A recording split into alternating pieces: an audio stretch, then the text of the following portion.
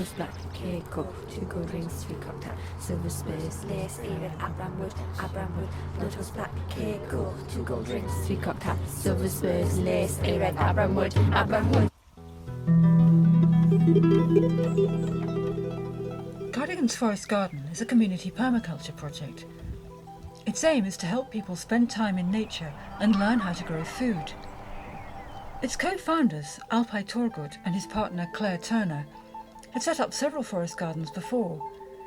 Their experience and enthusiasm have helped transform a 5-acre grazing field into a kind of wonderland where people from all backgrounds can get hands-on practice at living a rural life.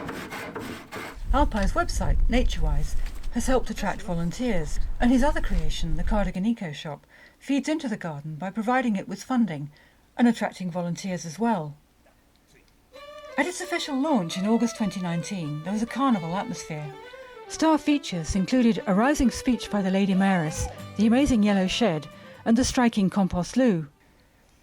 But many subtler changes were happening around the site, and a month later, Alpay asked us to make a film about how the garden was progressing.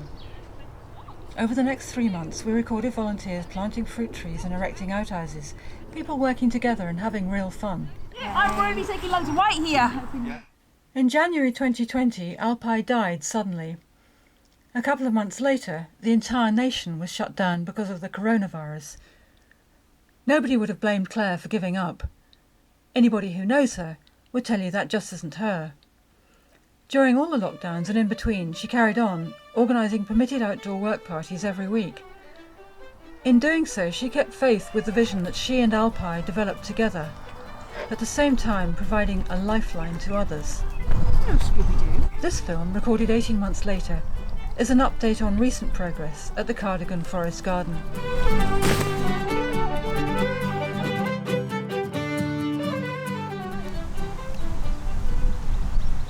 People that have been here a long time, who've been coming over a year every single week, we've been here every Tuesday. All through the pandemic, when we were allowed to, we were able to volunteer. And some people have really begun to feel really at home in the forest garden, and the garden is speaking to them about what it needs or what it likes. And Gary, Ed, Steve and a number of other people have created this lovely little bridge over the river, and then this beautiful path which we took last week. We all went on this like little trail with them, and that was really exciting because that was about them taking charge. I've been coming to the forest garden for about just over a year now. When Claire and Alpay originally set it up, they came to see us. I work at Canora in Cardigan, which is a mental health drop-in, and we came up and volunteered and we planted some of the trees and got things together and sorted at the very beginning. And when COVID happened, it all locked down and we couldn't go anywhere, and we used to run a gardening service and we used to go out and mow people's lawns and everything like that, and obviously everything like that stopped, so the forest garden was actually a lifesaver for many people in Cardigan who have come up with us and enjoyed getting outside and helping out in the community. It's been lovely. This is purple, early purple orchid, and there's loads of it. And these are elm trees. All this here is elm. This is an elm grove here. And that is about people kind of rooting down into the forest garden, being connected to their own creativity. I love this, which is the little fairies on the fairy walk, floating down the willow tree. I think that's a goat willow, isn't it? Yeah, goat willow. It's a brilliant, brilliant place for children. It's a great place anyway because the views here, the beauty here, the fact that we've got a lot of old hedgerows which are now actually super mature trees. We've got 2 little rivers that we've got marshland. We've created paths, den spaces. So this is a very big field, and then you've got this field which goes down to the gate to quite a busy road. So we've created 2 archways, and it's just sort of like a nice little feature, like a gateway from one space to another. And these sort of really add to a garden. And then over here we've planted lots of aleagnus, We got some things for free, like the willow we got for free, and this sea buckthorn. I was given quite a lot of bushes, and most of them have survived. And sea buckthorn is a wonderful plant, a bit like Anaeagnus in a way. It has berries, and those berries are super, super good for you. So this area has been planted up with things that will become also part of a windbreak. One massive element in a forest garden is, the direction of the wind. And the wind comes from that direction, and unfortunately some of the hedge has been cut down there as well, because we've got a huge wire crossing the garden. We've got 2 wires crossing the garden, but what we've had to do is stop the wind, and you can read this in Martin Crawford's book about creating windbreaks. And over time, obviously your windbreaks grow and they just slow that wind down. Because when you've got big spaces like this, really they're going to cause, it's going to cause a lot of pressure on the plants and the fruit trees. So we've got these lovely swishy shapes of mainly willow. We've got one here, one there, one further over. Yeah. So we've got three layers of windbreaks.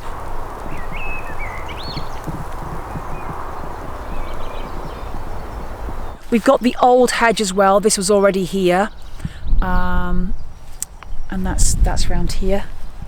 But it'll be quite beautiful here as well. So then you've got the hazel growing back, and you've got the dip down there where you've got ferns and the little river. You've got a big crabapple tree. You've got some elder over there, got hawthorn. So it's very pretty. This field, which is the sort of second field in a way, in the permaculture course, we ran a permaculture course, and we paid for that partially through the National Lottery Community Fund. We had £10,000 from them. We used that for forest schooling with a school, forest schooling with people in the community, the open day, for planting days we used that. I had 5 people teach people how to plant, including people speaking in Welsh on every single one of those sessions. So the permaculture course, people learn a lot about design, how to design in relation to thinking about your own needs. So I got a need for food, but how can I grow food here? What is the landscape telling me? And so we will use our senses to really feel into what the landscape is telling us. Is it marshy? Is it too breezy here? Groups then made four designs, 4 maps in fact, and one of those was a beautiful pathway through the woods, and the other groups did designs about this field. Hi, I'm Lily. I volunteer here every Tuesday. What started for me was the Introduction to Permaculture course. I came along, helped design the woodland part of the project, and it's been such an inspirational and fantastic learning journey. He could expand on that, with it. Yeah, he could, couldn't he? And one of the design factors was to take into account, for instance, the noise. The road down there creates a lot of noise, and so we've planted yew, we've planted pine, both of which we can eat, they're edible. We've planted lime, which we eventually coppice. Lime's a really big tree, and you can eat the leaves of that. And you can eat yew berries, by the way, but you've got to spit the pips out, and they are like sweeties. They're red and lovely. They were really noticing how beautiful it was in this field, and in this area it slopes down to this beautiful marshy area here with a river going through, so it's full of wonderful plants, insects flying around, and then you've got this backdrop of the thorn, and then behind that the big majestic oaks, ashes, etc., and elms. And what we decided was to create an area where people could deliver things like information, lectures, or poetry, or story, and that here we would create like a herb amphitheatre, so that people could sit on their benches and be surrounded by beautiful, pungent herbs, medicinal herbs.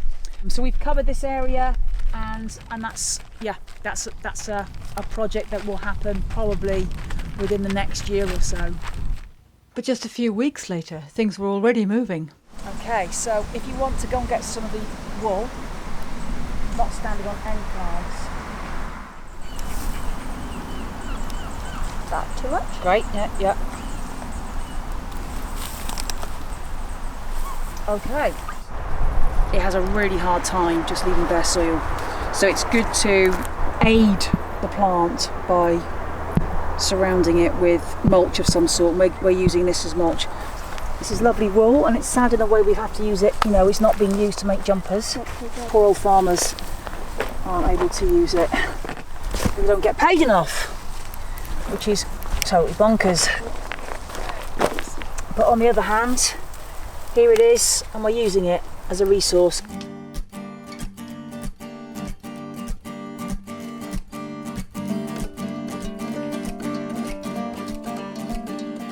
Wel, bachgen ifanc y dwyf bronyn ar 20 oed. Os ydw i'n llac fy ngafael, dwi'n stedi ar fy nhroed. The forest garden is also about people understanding and people growing with it, so that people grow as well as fruit. We're growing inspiration, growing participation. Do you mind being filmed? We're growing skills and knowledge, so that we have a resilient community that has had experience, that has listened and can really contribute. My children attend here as well, every Tuesday with me as I home educate them. They are part of the community project in the direction of what they want to do here, how they can come up with projects for themselves, as well as learning all things forestry, in vegetable garden, herb gardening, medicinal gardening, and they are getting a well-rounded education because of it. Today we're going to be planting some Aries. Yeah, it's much better on the hand. That's what I do. Oh, is it stuck? Right, so I'm going to sort of hold them up like that. That's fine, bit around this side, stuck it in. So now push more in around those. Soil them out. You alright? Yeah. Right. Can you do some sharpening? These come across that way. Whoops. That's it. We're going to have a little look at it. Just over the farm. I'm Dawn. I come here weekly, and I love coming here. It's growing something for the future. Okay, well we've had to be really busy this year protecting things. We have a slight rabbit problem, so we've been making sure that everything has had guards around it. So we've used this type of guard, which is quite a bit more robust than these, but everyone's been involved. We've been cutting blackthorn too and putting that around the plants too.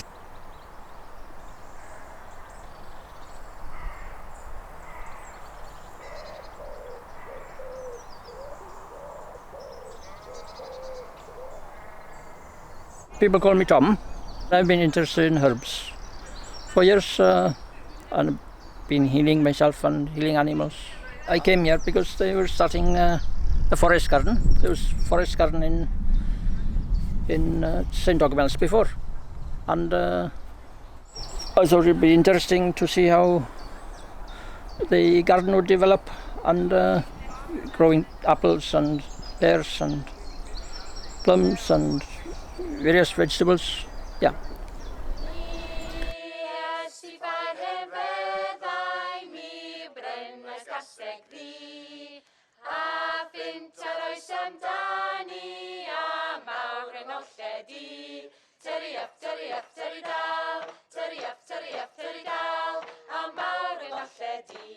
We are cutting here now to grow things. And where the grass is, that's where the path will be.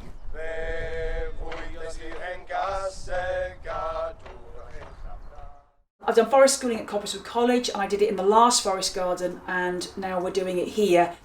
That was really inspired by wanting to, in a way, share my own experience, my own love of being in nature and connecting to nature and discovering things. So lovely, isn't it? It's just so beautiful. Feeling and noticing that children weren't really doing that as much. And in this very short period of time, as we all know, we've all become too screen-based, and children particularly, and adults have become very frightened of how scary the world is, the community is, and so children of my era, I'm in my 50s, we did a lot of wandering around on our own. I'm Mike, and this is Ben, and we helped to, well, we made all of this spiral ourselves, really. Ben helped me to collect the earth, and Ben helped me to spread it out and make it in a nice round. It's actually underneath all this earth, it's logs. We put logs around first of all, and when they rot down, that will feed the plants that are planted in here.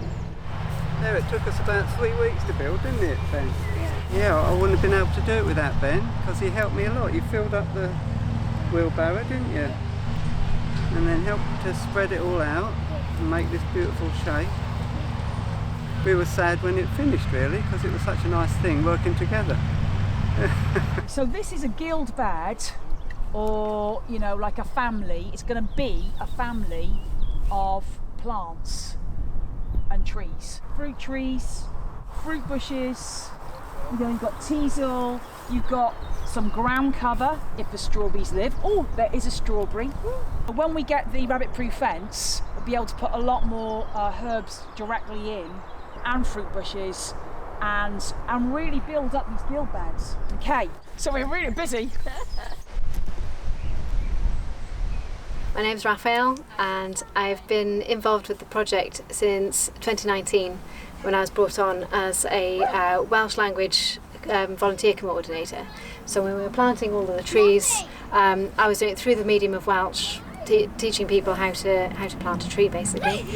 And then lockdown happened, and I've kind of been involved ever since then. So I'm now a volunteer coordinator. So the planting of the trees, so this is a forest garden, so that top layer of the canopy species, so all of our fruit and nuts, so the sweet chestnut and walnut, apples and pears and plums, and now we're doing the lower things and just maintaining those, keeping the grass clear from underneath them, maintaining the paths.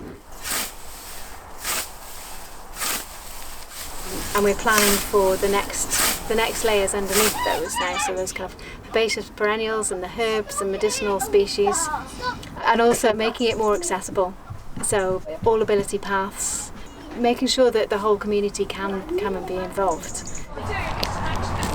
I've had my own garden for a little while, but I've brought up in a very rural area, so just being in a natural setting is part of me and who I am, and is part of, I feel very deeply rooted to the land here.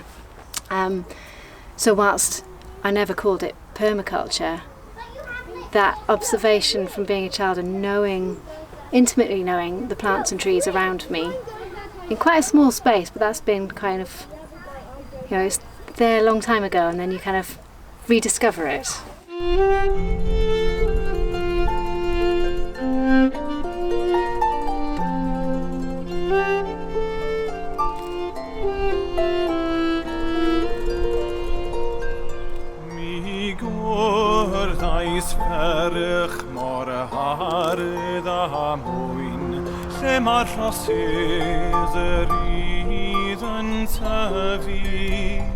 The climate change aspects that are happening to all the landscapes, really, all the landscapes where we're going to be growing food, means that we get way too much water all at once.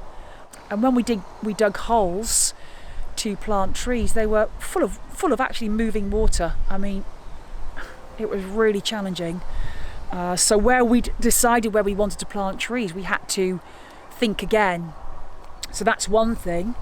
And we've dug ourselves a little sort of swale to divert the water just from hanging around on top.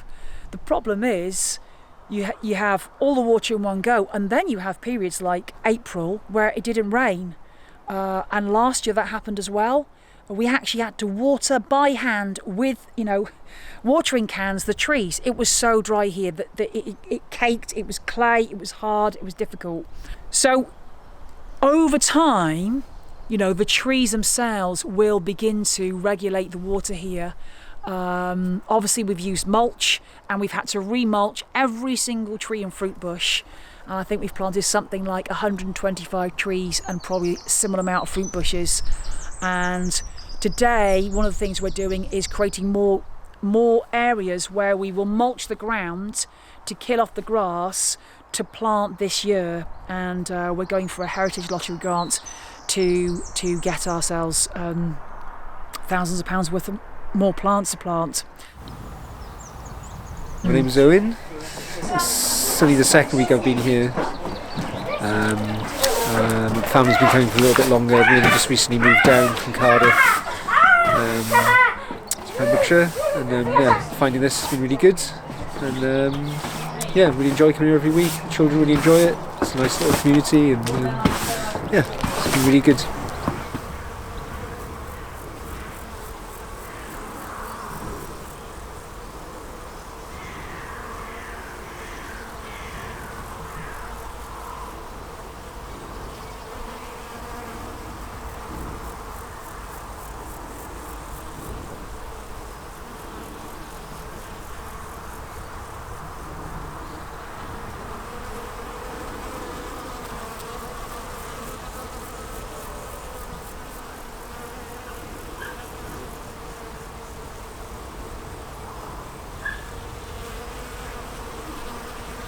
He did things all the time with no money.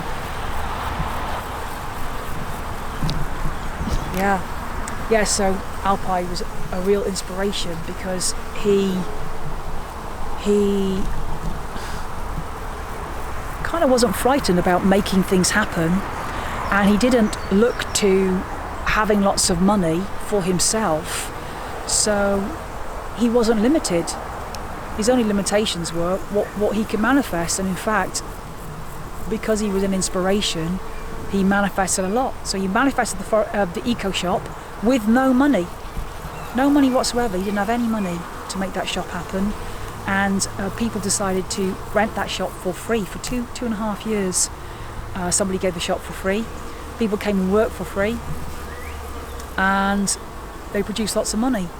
And as Alpay said in the first film about Alpay, that money has gone to create this forest garden, and the eco shop is still making lots of money, and lots of people benefit from the eco shop, both the public, the consumers, but also the people that work there and the craftspeople.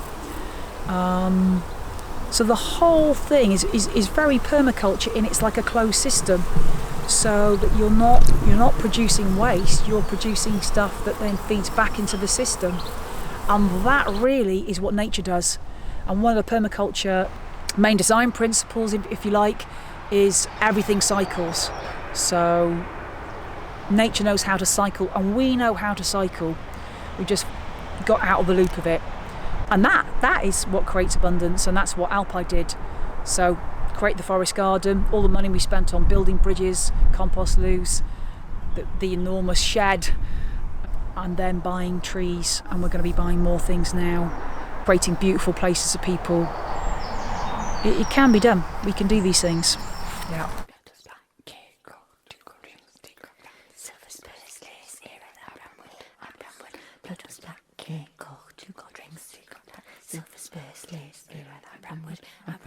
Bloodhouse black, cake, coke, 2 gold rings, 3 cocktail, silver spurs, lace, earring, Abramwood, Bloodhouse black, cake, coke, 2 gold rings, 3 cocktail, silver spurs, lace, earring, Abramwood.